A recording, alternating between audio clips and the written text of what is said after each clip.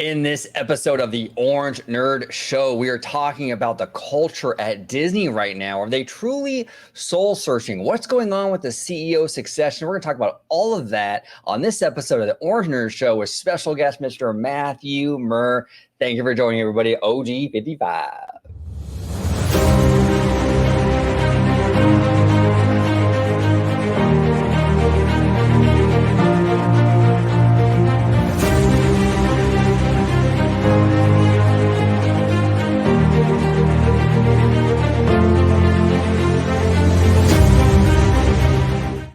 Welcome aboard to another episode of the Orange Nerd Show. Here on the Orange Nerd Show, we talk about everything except the theme park. So we're talking about corporate culture, corporate happenings at the Walt Disney Company. We're also talking about the nerdy side of everything, the studio and the streaming side with Marvel and Star Wars and Pixar and all that good stuff.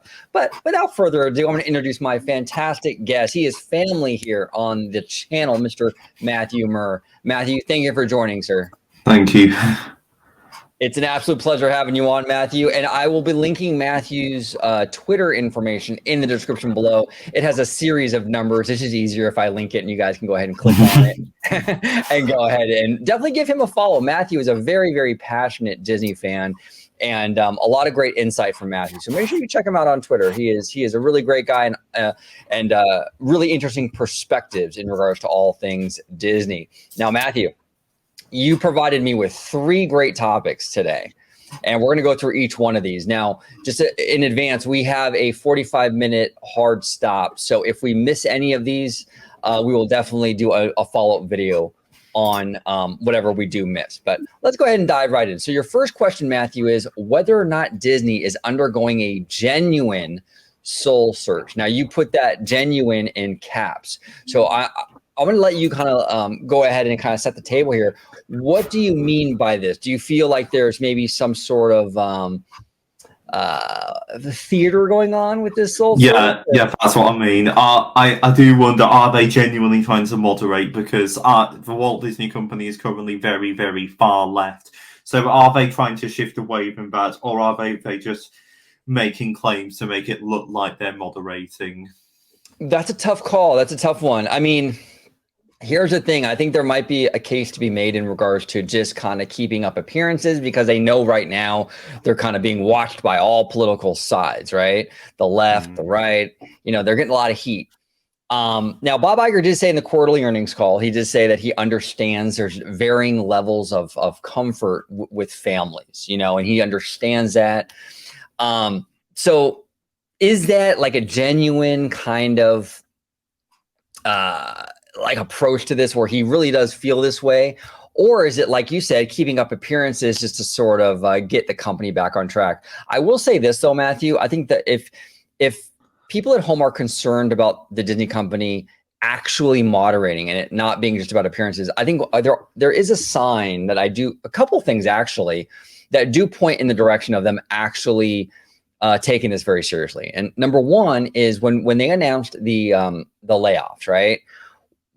Some of the very first people that were actually laid off was the diversity and inclusion group. I mean, that's definitely a sign that, like, well, maybe they really are moving towards moderating, right? Because that division is very much seen as a progressive thing, whether people agree or disagree with it, whatever. It's more a leftist kind of approach, and that was some of the first people that were fired. Another thing that I want to say, Matthew, is like, look at the Disney Plus purge. Some of the stuff that they were purging from Disney Plus, like Willow and even Howard, a member of the LGBTQ plus community, were more left leaning. And they purged those. That was like out the gate. Those were some of the first things to be purged. And I know there's various other reasons for removing some of this content as well, not just that. But I think there are signs that they are moderating. Now, here's the thing too. There is a lag in the results. So when Iger or Disney announces we're going to moderate, we're not going to see an immediate impact on the content. Like I've said on Twitter, a lot of the content we're seeing today is really a product of like 2018, 2019, 2020. Little Mermaid. These products take years. Right, it takes many years to make this stuff. Little Mermaid was produced and filmed through the pandemic and things like that. So it's going to take us 3 or 4 years to truly see the impact of this moderation. But go ahead, Matthew. What do you think? What are your thoughts on that, sir? In my opinion, it could be either. Because whether or not Iger really does intend to moderate, in my opinion, remains to be seen. Yeah, well, and here's the other thing too, is that they're kind of stuck right now. They kind of have to. Like they got to get everybody back on board, you know. And I'm not for pandering to any political side, you know, exclusively or whatever. I'm not even suggesting that, but they got to come to the middle and get everybody into the theater. You know, Disney's going through a rough patch right now, and we've talked a lot about it on social media, where like maybe this isn't quite as bad as like the mid '80s, where the company was really at risk of like being split up and sold off into pieces. I don't think we're there right now. It's nowhere close to that, but we're still going through it. This is the worst time I think that Disney's gone through probably since the firing of Michael Eisner when Comcast made their unsolicited bid for them in like 2004. This is a very serious time. So they have to do something. They have to improve their image. They have to get the Republicans and the conservatives off their back. They got to make content again that everyone's going to embrace. Otherwise, this is going to be a rough road for them, right? Mm-hmm. You know, it's gonna be a really rough road ahead. So we'll have to see. But really, what it comes down to, I think, Matthew, is just like I think we're just gonna have to we're gonna have to keep an eye on it and kind of see what the content coming out in 2 or 3 years looks like, and we'll truly know.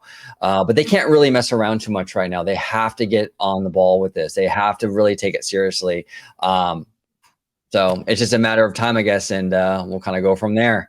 But comment down below, everybody at home. What do you think? Do you think the Disney company is actually moderating, or do you think that this is all optics just to kind of pacify certain groups? Personally, I think that there is a little bit of both. Maybe they are trying to pacify, but at the same time, we are seeing tangible evidence, like who they're laying off and the stuff they're removing from Disney Plus.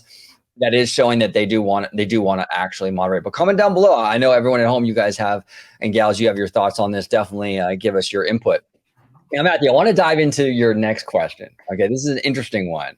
It's related very much actually to the first one in a lot of ways. But Iger's succession plan and what the next CEO really needs to do to restore Disney to its past glory. What do you think about that, Matthew? What's your answer to that? In my opinion, I don't think leaving is really an option right now. So but he needs to have a solid plan in place once he does actually leave. Yeah, no, I agree. A lot of people are saying that like Bob Iger, like maybe he's at risk right now of being fired or walking away because the stock price is in like the 80s again. And I don't think that's the case here. Bob Iger came back to the company in November, and he made it very clear, the company made it very clear that this was for 2 years. So I do believe that they will give him those 2 years. We've already kind of had there's already been like a lot of instability with kind of firing Chapek the way they did in November. And then to do that again would do, I think, more damage to the stock than what it would be worth, right? You already have a succession plan in place. They already have a succession task force headed by Mark Parker, I believe he's the chairman of the board.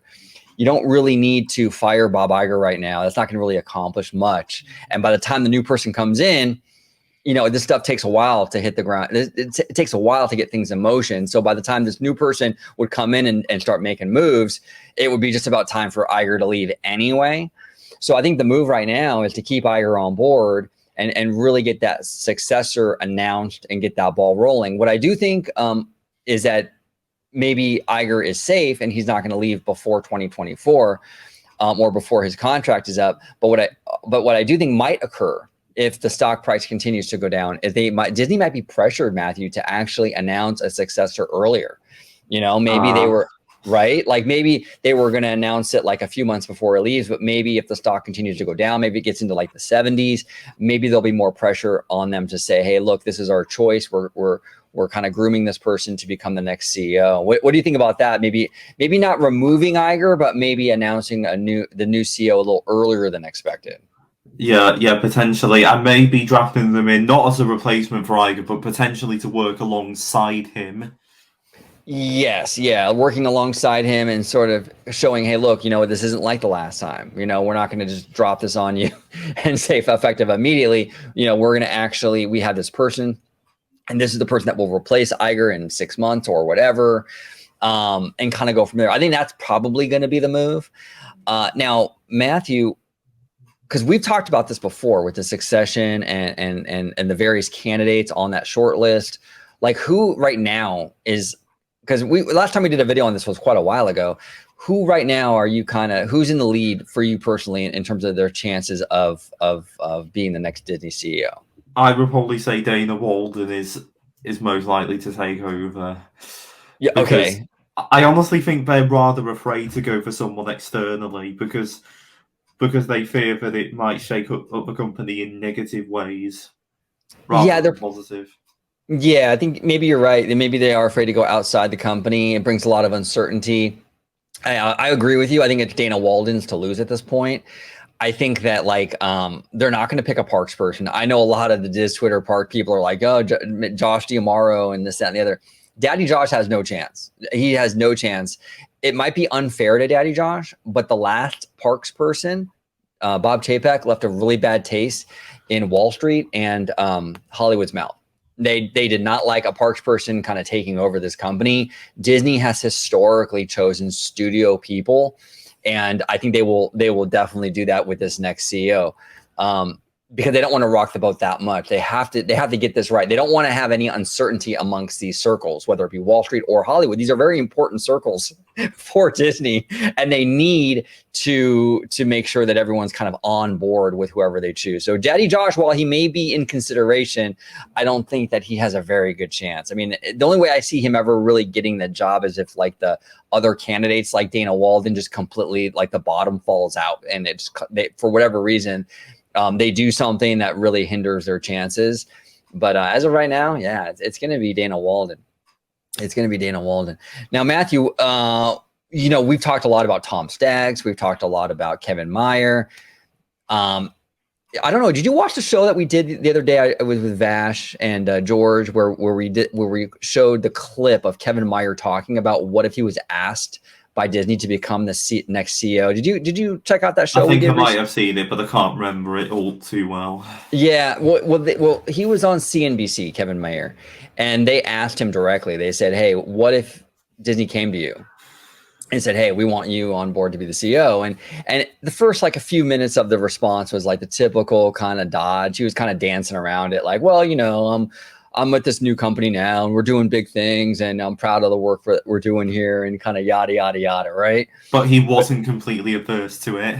He was not, and the way he ended it was like it's appealing, I think he said, or something like that, or intriguing, or something like that. So he definitely left that door open, and that's fascinating, because he's probably gotten a few phone calls from Mark Parker and Bob Iger about this, and like, hey, would you come back? I don't know. Would you support a guy like that? Did you like Kevin Meyer?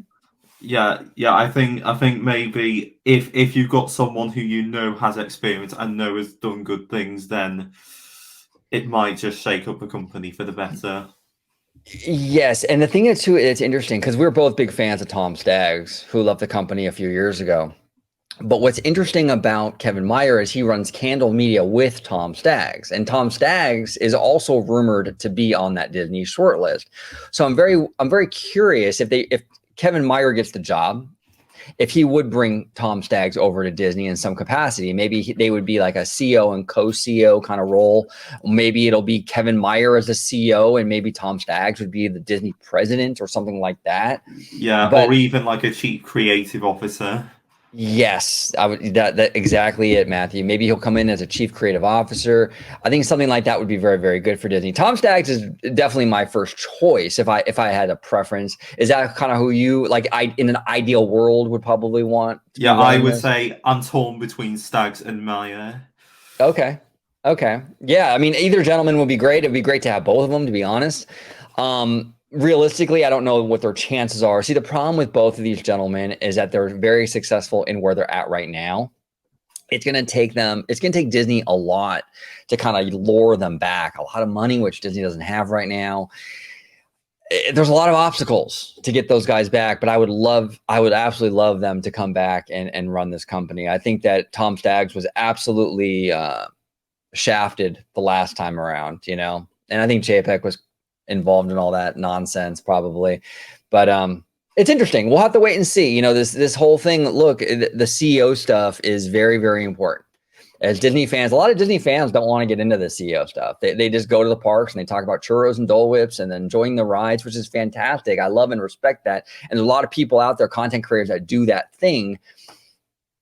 But you have to also acknowledge, like, the CEO and the board and all that stuff directly impacts the stuff that you enjoy in the parks and the content you watch in theaters and on Disney Plus and Hulu and all that. These people that are running this company directly impact that. And I wish more fans would have these conversations, Matthew, because it's so vital, you know? And that's one of the great things I love about you, Matthew, is that you are very focused on this stuff. You're very passionate and interested in this CEO succession and the corporate happenings within the company. And it's so, if you care about the Walt Disney Company, you care about Walt Disney's legacy and what have you, you got to care about the CEO stuff, because it makes a huge, huge difference in what we see in the content we consume, you know? So we'll see. But we got one last question that you posed here, and this is an interesting one. This is going to get maybe a little political. We'll see. I don't know. But number 3 here, the last and final question is, whether or not the American values Disney was built on remain tenable today. What's your answer to that, Mr. Muir? In my opinion, it really is quite a complex topic, because some of these values don't apply really exclusively to either side of the spectrum. I actually saw this very interesting comment by, Cody on Twitter. Right. He actually said that Disney at one point was bipartisan under Walt. Walt himself may have been conservative, but the company was bipartisan. It was neither conservative nor liberal, but somewhere in between. You know, I can kind of see that in a lot of ways. I mean, Walt Disney definitely did have a lot of conservative aspects to him, for sure. He was notoriously anti-union, right? That's not exactly a leftist position there. But he also did the whole kind of globalism kind of stuff too. I mean, like a lot of the, stuff with like Small World and what have you, that's kind of more of a leftist kind of thing, right? And even Epcot was kind of a little bit of a socialist experiment in a lot of ways. So there is a lot there that you can make arguments either way. So maybe Cody's right. Maybe there was a little bit of a balance there. I will also say this: the question is, will they maintain the American values? The problem with American values, or not even the problem, but the way that American values are, is that they're ever changing. They're constantly in flow, in flux. They change, right? So, for example, the value system that most Americans held in 1955 or 1960, when Walt was alive, is different than today. So in the 50s, you can smoke anywhere. It wasn't such a taboo thing. You can smoke in an elevator, you can smoke at a restaurant, you can smoke around whatever. It wasn't Americans, by and large, did not have issues with smoking back then. Now it's a huge issue, where you smoke and all that stuff. You can't just smoke in an elevator. I remember even in the 80s when I was a kid, I remember going to the doctor's office as a kid, and there would be ashtrays in the elevators, okay, to tell you like how the world, how the country has changed so much since even the 80s. So you go back a few decades before that when Walt Disney was alive, and it's drastically different. So American values just aren't the same. So it's going to change. So the American value system of the 1950s, no, I don't think we can maintain that, because I don't think we're the same country as we were in the 50s. But I do think at its core, I do think the Walt Disney Company is very much an American company. Even though they've branched out around the world, it's still seen as a very American company. And I do think that they will try their hardest to appeal to the American values of the time, which that's part of the issue that we're having right now, is that we're so divided as a country. There's many different definitions as to what is the value system, right? Because the left will say one thing, the right will say another. It's a very polarizing situation right now. But I think they'll try. Go ahead, Matthew. I do apologize. And also, people say that globalism is a very un-American thing, but actually no, I think it is a very American thing in and of itself. Oh, that's interesting. Oh, can you expand upon that a little bit? People must have thought that if a Walt Disney Company was wanted to be truly American, why would it take any influences from Europe or Asia or even Africa for that matter? I know that sounds rather spicy, but No, but I no, just that's thought I'd put that out there. yeah, no, that's an interesting perspective. You're absolutely correct on that. That's an interesting perspective. It's wild, man. It's wild. I wanted to ask you, Matthew, like, do you think, because we talk a lot about this, right? Because right now, this whole video that we've done today is very rooted in like the culture of Disney, right? And like the environment right now. What are your thoughts? Do you think Disney, because we're going through a really tough time here with the country and Disney, do you think Disney will ultimately come out of this and we'll get back to, like we said, the former glory? Like, do you believe that we will get to this spot, or do you think that this company will emerge wounded a little bit from all this? Like, where do you see it at the end of the day? I would probably say maybe bearing a few small wounds, not like major ones, but still with a few problems that need to be cleaned up once Iger has left, if that's the Yeah. best way of saying it. Right, right. No, I would agree. I think there will probably be some collateral damage in this whole thing. Look, it's going to be really hard. It's going to be real hard, I think, for conservatives to get back on that Disney train. Look, I call it conservative cancel culture because that's pretty much what it is with the Target and the Bud Light and all, and even Disney. There, even Chick-fil-A now is on that list probably. You know, that conservative cancel culture. It's very much ingrained right now for them to just not like the mouse. It's going to take a lot for them to come back on board, and I think some of them might be gone forever. Like they might never come back to Disney. You know, and so when I say collateral damage, I think that Disney will probably lose people that just will not come back. They just refuse. But I think at the end of the day, I think they will emerge. I think they will emerge from this, and I think by and large, it'll be restored to its former glory. But in the meantime, it's going to be scary times. You know, this is as people, as fans, that we love this company so much. We love Walt Disney's legacy. It's really hard to watch. Isn't it? Like to watch on social media and stuff, Matthew, like to watch all these bad headlines from coming out of this company that we love so dearly, and people rooting it's not even the bad headlines that are bad. Some people actively want the company to go under. And some of them, more importantly, as I brought up, just don't care who's in charge anymore. Right. No, exactly. And that's where I kind of like get ticked off is like the rooting for failure, right? Like, I don't care if you have a personal political stance and it's your value system where you can't support Disney. By all means, that's fine. But when people get on there and they root for this thing to fail, they want it to collapse. It's like, what's going on with that? Like for me, it's like, I don't care for sports, not one iota, but I'm not going to sit there and wish that sports fail and that we don't have sports anymore because I don't like it. It's like, I just don't understand that mentality. And I get it. There's a culture war out there. I understand that. So that's part of this, but Disney doesn't need to collapse for you to win your culture war. So that's why I just think it's really, really, I don't know. That just rubs me the wrong way.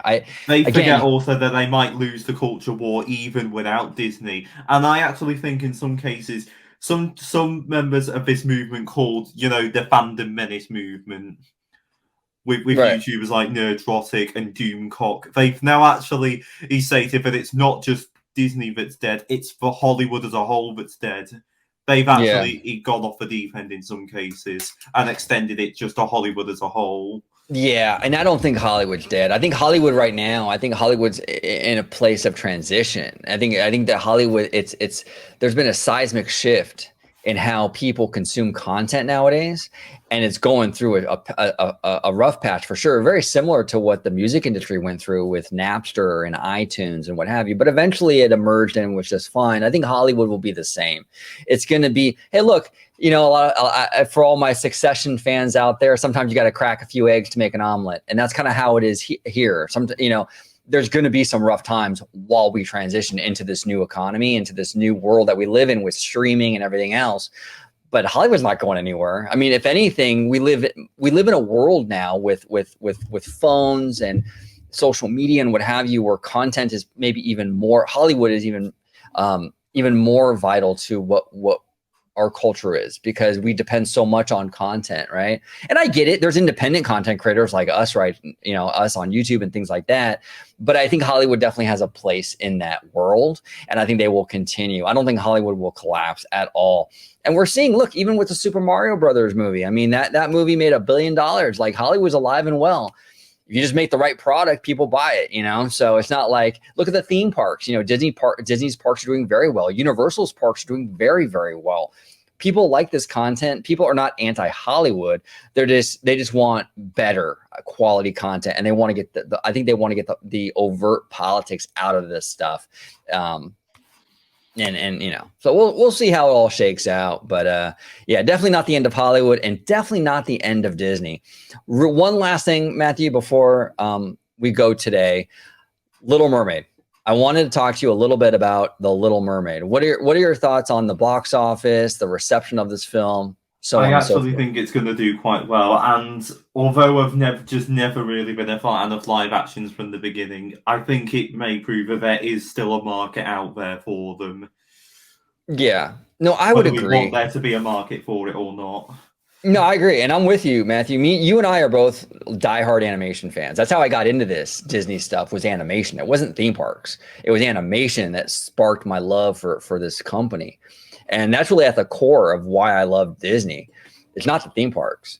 To see these remakes of these masterpieces like the Beauty and the Beast and the Lion King and Little Mermaid, to see remakes of those films, I feel that, and I know you feel the same way. We talked a lot about it, where it feels very unnecessary.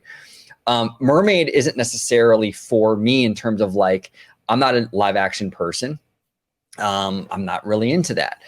But I do want to see this movie succeed. I'm not rooting for it to fail. I do want to see it succeed, because really right now the Walt Disney Company needs a win in the box office, let's be honest. And plus, I love Halle Bailey. I think Halle Bailey is an incredibly talented young woman. I think that she's a rising star. So I want to see this movie do really well. Now, domestically, it's doing really well. Internationally, not so much. So we'll see. Now, a content creator that I respect and watch all the time, Dan Murrell, he made a great video about all of this. And he said that Little Mermaid is performing in a way where no matter what narrative you kind of want to spin, you can successfully do so, because it's like, depending on the angle you choose, because it's doing well enough where the positive people, the pixie dusters, can say, look, it's number 5 biggest opening of all time for Memorial Day weekend. It's this, that, and the other. It's 100 plus, for the weekend, which is great. It's beating all these other live action films. So if you're a pixie duster and you're a pro Disney person, there's a lot to point to that says this movie's a success. But if you're anti-Disney, you hate the mouse, you can point to a million things like, oh, look at the international numbers. It's basically non-existent in China. Like, no one's seeing this movie in China. You can also make a case that the movie is basically flopping. So it's like, really, this movie is in a really bad spot because it's already seen as very divisive. And now the box office is creating even more divisiveness because there's no clear-cut winner. There's no clear-cut win. It's kind of a mixed bag with the money, So we'll see. Now, some people are saying that, like, because the Rotten Tomato score came out, Matthew, and the audience score is like 95%, really, really high. Some people are saying, like, look, that it's Disney. They're rigging the number, because there's no way that this movie is 95%. What are your thoughts on that? Well, actually, I think we should reveal who really owns Rotten Tomatoes. No, I think we should. I'll let you do the honors, Matthew. Go ahead, sir. So sorry. Let me just get the. It's actually owned by a company called Fandango, who is actually Comcast has a 75% stake in it, and Warner Brothers have a 25% stake in it, with virtually no involvement at all from Disney. Exactly. And every time there's a movie that people don't want to see do well from Disney, it's always like, oh, it's only a high score because Disney bought them out. Comcast owns 70% of Rotten Tomatoes, and Warner Brothers owns the remaining shares, the 30%. It's more likely that Warner Brothers and Comcast are playing funny business with the numbers than Disney. Disney has no ownership of Rotten Tomatoes. And since when was the last time Comcast Universal did Disney a favor? Okay. Never. Brian Roberts and Iger hate each other. Okay. It's and like I think pulling David teeth. Zaslav hates Iger as well. Yeah, probably. Yeah, I haven't heard too much about that, but it's very likely. You know, all these men have big egos, and it's very competitive. So that's why I'm like, when I saw a lot of these, you know, I saw a ton of it online. It's not like one person. I mean, I see a lot of people saying like Disney is manipulating these numbers. I just don't believe it. And if Disney had that kind of power and control over these numbers, they'd be doing it with all their stuff. Why didn't they make the call and change Elemental's numbers in? You know, that movie isn't really doing that great. I don't know. I think that's kind of like tinfoil hat stuff, to be honest with you. I think when people see a movie they don't like, they sort of try to make excuses as to why the opinion of the masses is different than their own opinion. If you look at the cinema score, it's an A. And that's from people that saw the movie coming out of the theater. So I think clearly this is a decent movie. And I think there's a little bit of sour grapes there with the score being high. People didn't like it, you know, but we'll see. You think it'll have legs though, Matthew? You think that this thing will perform good this upcoming weekend? Probably. Yeah. But is it enough? That's the thing. Yeah, it'll probably be enough in most markets. But there are some markets, like you say, like China, who are tougher with censorship. Yeah. We'll see, brother. Matthew, it's always a good time having you on. We will have you on again very, very soon. I know you have a busy schedule with your university and all that stuff, so we will definitely work around that and get you on again. I know the last 2 times you've been on, Family Man and Vash Guy have not been able to attend. Right now, those gentlemen are actually at Disneyland Resort, so they are unable to join us. But the next time that I have you on, we will definitely get both of those gentlemen on. We'll all talk shop, maybe like next week or something. We'll talk about some days and times. But Matthew, thank you again, brother, for coming on and talking Disney with me, man. You're absolutely welcome. Perfect. And down below is Matthew's Twitter. Check him out on Twitter. Follow him. Very passionate Disney fan. A lot of great insight. A good friend of the channel. We love Matthew Muir. And everybody at home, comment down below all your opinions on everything we discussed today. CEO succession, the culture at Disney, the Little Mermaid, everything we talked about. And as always, have a wonderful, wonderful day. Bye-bye, everybody.